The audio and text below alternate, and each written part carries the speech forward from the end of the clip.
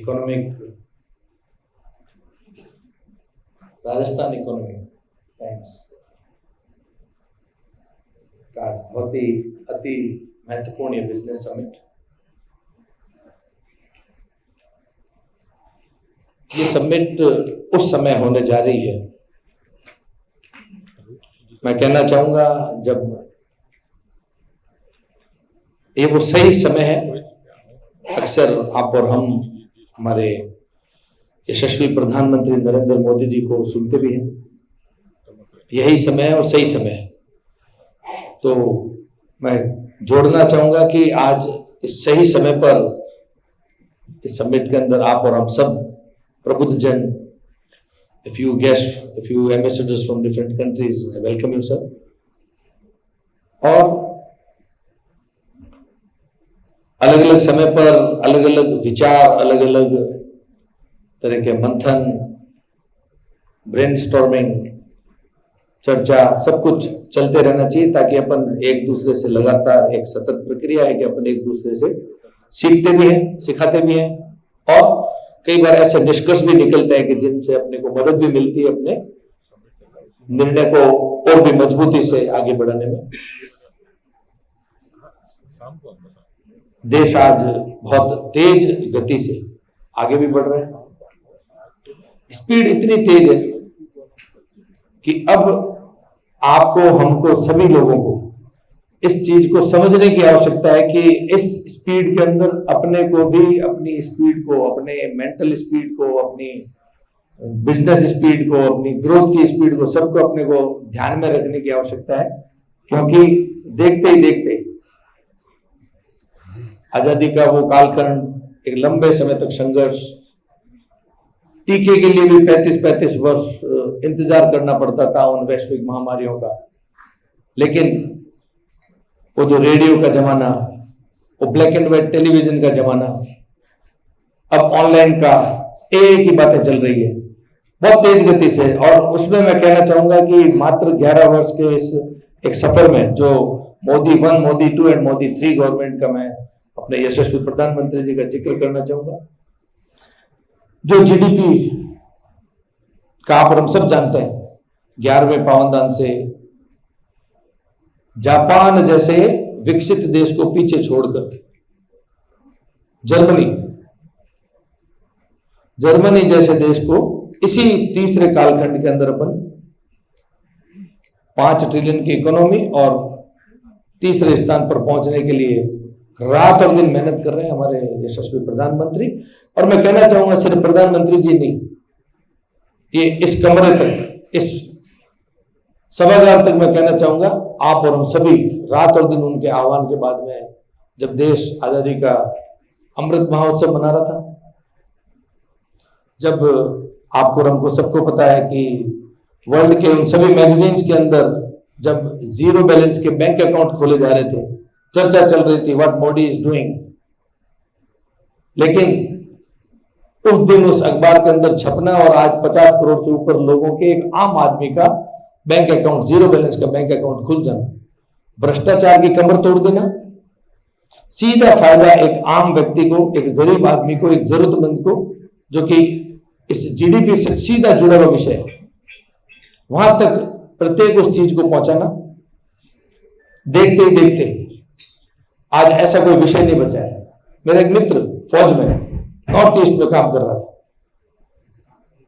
Major Qayyum, मैं कई बार अक्सर उसका जिक्र करता हूं, अलग अलग प्लेटफॉर्म पे होते हैं। मैं उसको पूछता था कयूम क्या देख रहे हो आजकल वहां नॉर्थ ईस्ट में, तो उसने बड़े दर्द के साथ, बड़ा पेनफुली बोला कि मैं हेलीकॉप्टर से जो हमारे फौजी भाई बॉर्डर पर खड़े हैं उनको खाना, रोज जाकर के खाना गिराने का काम कर रहा हूं। उस स्थिति में अपन लोग थे, लेकिन देखते देखते देश की सुरक्षा के लिए भारतमाला जैसा बहुत ही अति महत्वपूर्ण विषय भी उसके अंदर देखा गया। मैं जिस बाड़मेर सीमांत जिले से आता हूं, जहां पर बैलगाड़ी, ऊंट गाड़ी, जोंगा जैसी गाड़ियां, यदि कोई एक गांव में आप जाकर के 1 घंटे बाद लौट के आते थे तो रोड के ऊपर मिट्टी आ जाती थी, 3-3 घंटे निकल नहीं पाते थे। उस क्षेत्र के अंदर आज आप और हमने, राजनाथ सिंह जी स्वयं अपने रक्षा मंत्री आए, सड़कों के ऊपर अपन ने फौज के एरोप्लेन उतरते हुए भी देखे, परिस्थिति में बहुत अंतर आ चुका है। चंद्रयान 3 का जिक्र, वो भी दक्षिणी ध्रुव पर, सदैव अपने को करना चाहिए। थल से लेकर के आसमान तक सैटेलाइट अपन अपना प्लान कर रहे हैं। देखते देखते जो देश की आज दिशा चेंज हुई है, देखते देखते जो अलग अलग प्रदेशों के अंदर जहां जहां भारतीय जनता पार्टी की प्रदेश में सरकारें बनी है, हर उस प्रदेश के अंदर जहां जहां भारतीय जनता पार्टी की सरकार है, एक अलग नेतृत्व का मार्गदर्शन है।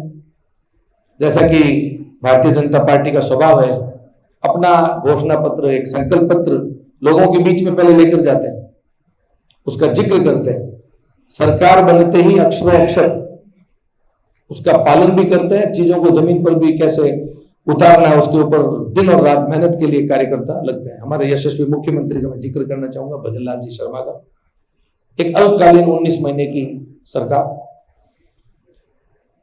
देश आजादी के बाद में प्रथम बजट 4,90,000 करोड़ का सर्वांगीण विकास के लिए, ऐसा कोई विषय उसमें पीछे नहीं छूट जाता, वैसे सारे विषय को छुआ गया। दूसरा बजट 5,37,000 करोड़ का, सिर्फ बजट की घोषणा मात्र नहीं, जो पूर्ववर्ती सरकारों का स्वभाव रहा है, उसका मॉनिटरिंग करना, जमीन तक उस चीज को उतारना। एंड वेरी मच पहले साल में ही ये जो एक नवाचार हुआ, वो हुआ राइजिंग राजस्थान।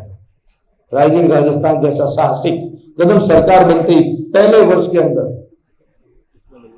इतना बड़ा कदम उठाना, सिर्फ कदम नहीं उठाना, उसकी उस अल्प समय के अंदर 9, 10, 11 वो जो गोल्डन मैं डेज कहूंगा, वो डेट्स जिसके अंदर राइजिंग राजस्थान का 3 दिवसीय कार्यक्रम रखा गया, उससे पूर्व सिर्फ अलग अलग जिले में नहीं, देश में नहीं, विदेश की धरती तक लोगों तक पहुंचा गया। वहां के मजबूत निवेशकों को बुलाया भी गया, लगभग 32-33 देश यहाँ पर आए भी, और 35 लाख करोड़ के MOU। एक विश्वास होता है, एक परिस्थिति होती है, एक ज्योग्राफिकल कंडीशन होती है, इंफ्रास्ट्रक्चर की कंडीशन होती है, तब जाकर के एक माइंड बनता है। और लोगों ने 35 लाख करोड़ के MOU भी किए। मैं भी जिक्र कर रहा था, मंदिर आ रहे थे तब, राइजिंग राजस्थान के अंदर अलग अलग थेमेटिक सेशन थे, उसके अंदर एक सस्टेनेबल फाइनेंस का भी एक थेमेटिक सेशन था, डाइस के ऊपर। जैसे अभी मेरे से पूर्व 5-6 लोग बैठे थे यहाँ, तो वहां पर सारे बैंकर्स थे, चाहे वो एशियन डेवलपमेंट बैंक थी, चाहे डॉइश बैंक थी, अलग अलग बैंक ऑफ बड़ौदा थी, अलग अलग फाइनेंशियल मैनेजमेंट वाले लोग थे, सभी डिस्कशन भी कर रहे थे। वहां पर भी मैं, जैसे अभी आपके सामने उपस्थित, वहां पर उस सेशन में मैं था। मैंने उन सभी लोगों के क्वेश्चन भी सुने, उनके जवाब भी सुने, अलग अलग चिंता कर रहे थे, अलग अलग वो मंथन कर रहे थे। मैंने उनको एक ही बात बोली कि ये जो बैंकर्स आज राजस्थान की इस धरती पर, यहाँ पर जो आपको बैठे हुए दिख रहे हैं आपके सामने डाइस पर, आपके सवाल बहुत अच्छे होंगे, ठीक होंगे, गलत होंगे, ये जवाब भी दे रहे हैं, लेकिन इन सारे डाइस के ऊपर बैठे हुए इन बैंकर्स के चमकते हुए, मुस्कुराते हुए चेहरे देख लीजिए। इनको पता है कि आज राजस्थान का जो ये भूभाग है, यहाँ पर अभी पैसे लगाने का सही समय है, और ये सब लोग यहाँ पर आपके सामने हैं। इन्होंने अपना मन बना लिया है कि आने वाले समय में, जैसा कि स्वयं पिछले 17 दिसंबर को जब सरकार का 1 वर्ष पूर्ण हुआ, हमारे यशस्वी प्रधानमंत्री जी ने जयपुर की इस धरती से पूरे विश्व को ये ऐलान करके बताया, पूरा उन्होंने स्पष्ट किया, आने वाले समय में भारत के नक्शे पर नहीं, विश्व के मानचित्र के ऊपर राजस्थान आने वाले समय में एक अलग पहचान छोड़ने वाला है, अलग पहचान बनाने वाला है। ये एक चमकता हुआ राजस्थान है, उगता हुआ राजस्थान है, एक राइजिंग राजस्थान है। ये सब आप और हमने धीरे धीरे परिवर्तन महसूस करना शुरू किया है। आने वाले समय में हर उस दिशा के अंदर कार्य मैं जिक्र करना चाहूंगा, चाहे इस इंफ्रास्ट्रक्चर की मैं जिक्र करना चाहूंगा, स्किल डेवलपमेंट का। कल ही मैं चंडीगढ़ के एक कार्यक्रम में, करीब हमारे skill development minister Jayant Chaudhary और कुछ अलग अलग प्रदेशों के स्किल डेवलपमेंट मिनिस्टर भी थे, मेरे भी वहां पर उस कार्यक्रम के अंदर कल जाना हुआ। अपग्रेडेशन ऑफ ITI, जो आज से 10-10.5 वर्ष पूर्व चिंता की गई स्किल डेवलपमेंट की, मोदी जी को अच्छे तरीके से पता था 140 करोड़ के इस देश के अंदर सभी युवाओं को सरकारी नौकरी नहीं दी जा सकती। उन्हें पता था मेरे देश का नागरिक अच्छा है, सच्चा है और योग्य है। उस छुपी हुई योग्यता को बाहर निकालने के लिए स्किल डेवलपमेंट, आज देश के अलग अलग कोने में, हर जगह, छोटी छोटी ढाणियों में, गांव तक स्किल डेवलपमेंट के सेंटर्स खोले गए। सिर्फ सेंटर्स ही नहीं खोले गए, उनको अब ITI को अपग्रेडेशन, आज की जो अब तकनीक चल रही है, चाहे वो AI से लिंक है, चाहे वो ड्रोन तकनीक है, चाहे वो पेट्रोकेमिकल है, रिफाइनरी आ रही है, आज सबसे आधुनिक तकनीक की रिफाइनरी, अब तक की BS6 स्टैंडर्ड की आधुनिक तकनीकी, लगभग 9 मिलियन मेट्रिक टन प्रोडक्शन तैयार है रिफाइनरी। अभी माननीय हरदीप पुरी जी और मुख्यमंत्री जी हम सब वहां पर साथ में थे। इसी वर्ष के अंत में रिफाइनरी का प्रथम चरण चालू कर दिया जाएगा। बहुत बड़े इन्वेस्टमेंट आ रहे हैं, बहुत बड़ा स्कोप है। पेट्रोकेमिकल से जुड़े हुए सारे उद्योग, चाहे वो प्लास्टिक है, चाहे वो मेडिकल है, चाहे कॉस्मेटिक है, टायर इंडस्ट्रीज है, हर वो इंडस्ट्रीज आगे लाखों करोड़ के इन्वेस्टमेंट आगे वहां पर आने वाले हैं। देखते ही देखते जो दृश्य बदला है, मैं धन्यवाद देना चाहूंगा इस मौके पर हमारे यशस्वी प्रधानमंत्री जी को। राजस्थान यही था, लेकिन उनकी उस सोच को उन्होंने हमको जो उपहार के रूप में 2 लंबे हाईवे, जो 3 रिफाइनरी को जोड़ने वाला, अमृतसर, पचपदरा, जामनगर, 3 रिफाइनरी को जोड़ने वाला लंबा भारतमाला और दिल्ली मुंबई एक्सप्रेसवे, और इन दोनों हाईवे को जोड़ने वाला Lalsot Pachpadra rail freight corridor, एक दृश्य ही यहां पर बदल गया। देखते ही देखते जो सोलर की इन्वेस्टमेंट्स, आज सोलर के लिए best state Rajasthan, renewable energy. आज जो प्रोडक्शन सोलर का एक समय होता था, राजस्थान बिजली दूसरे प्रदेशों से खरीदता था, लेकिन आने वाले समय में राजस्थान विश्व के मानचित्र के ऊपर एक अलग अपनी पहचान छोड़ने जा रहा है। हम बिजली बेचने वाला राज्य बनने जा रहे हैं। हमारा किसान भाई रात रात को खेतों के अंदर काम करता था, लेकिन देखते देखते परिस्थितियां बदलने वाली है। हमारा वादा इसी सरकार के, भारतीय जनता पार्टी की राजस्थान सरकार 2027 तक किसान को दिन में बिजली देगा। अब वो भी रात को काम नहीं करेगा, शाम तक काम करेगा, घर पे आएगा, खाना खाएगा परिवार के साथ, टेलीविजन देखेगा, गुड नाइट बोल के वो भी सोएगा, वो भी अपना जीवन यापन करेगा। चिंता है हर उस वर्ग की, चाहे वो युवा है, महिला है, किसान है, गरीब है, हर उस वर्ग की चिंता करने पर ही समग्र जो विकास है, आज उस विकास की दौड़ में आप हम सब लगातार मेहनत भी कर रहे हैं। हमारे प्रधानमंत्री जी का जो आजादी का अमृत महोत्सव मनाते वक्त एक संकल्प लिया, 25 वर्ष का एक छोटा सा उन्होंने कालखंड देख करके 2047 विकसित भारत का, उन्होंने उस आजादी के अमृत महोत्सव पर उपहार दिया आपको और हमको सबको, जो आज तक देश आजादी होने के बावजूद कभी किसी ने नहीं सोचा, 75 वर्ष तक किसी ने नहीं सोचा। मैं विश्व के मेरे निजी व्यवसाय में लगभग 55 से ऊपर देश में मेरा आना जाना रहा है। विश्व के हर विकसित देश के अंदर उनके घरों की बालकनी के बाद उनके देश के मैं लगातार उनके लटकते हुए झंडों को देखता था, उनके लहराते हुए झंडों को देखता था। मेरे मन में वहां विदेश में घूमते घूमते सदैव ख्याल आता था कि कब ये सरकारी भवन के ऊपर लगा हुआ तिरंगा कभी मेरे भी घर के बाहर लग सकता है क्या? उस कड़े कानून के अंदर परिवर्तन करके क्यों ऐसा कानून बनाया गया? लेकिन मुख्यमंत्री जी, अपने प्रधानमंत्री जी ने इस चीज की चिंता करी और उस कानून के अंदर परिवर्तन करके आज संभव करके दिखाया। सिर्फ सरकारी भवन पर ही नहीं, आपके और हमारे घर के ऊपर भी, आपके हमारे उद्योग करने वाले प्रीमिसेस के ऊपर भी नहीं, ठेठ दूर दराज मैं कहना चाहूंगा हमारे जो बाड़मेर, जैसलमेर के उन झोपड़ों के ऊपर भी आज हमको सबको लहराता हुआ तिरंगा आपको हमको देखने को मिलता है। तिरंगा रैली या तिरंगा यात्रा जगह जगह पर आज जो एक नया जो एक देश के अंदर गौरवान्वित करने वाला प्रत्येक नागरिक को जो एक क्षण आपने और हमने सबने महसूस किया, आज आपने और हमने महसूस किया ऑपरेशन सिंदूर, हमारी बहनों के सिंदूर उजाड़ने वाला महत्वपूर्ण विषय। मैं पहले देखता था our one citizen, they killed our 2 people from America। मैं देखता था, सुनता था उनको, और वहां से उनके हवियार उड़ते थे, उनके झाड़ निकल जाते थे। देखते देखते परिस्थिति बदल गई है। हमारे भी बहनों के सिंदूर उजाड़ने पर हम भी अपने दुश्मन के घर के अंदर घुस करके उसका वापस जवाब दे रहे हैं लगातार, चाहे वो उरी है, पुलवामा है, पहलगाम है, कोई भी जगह पर।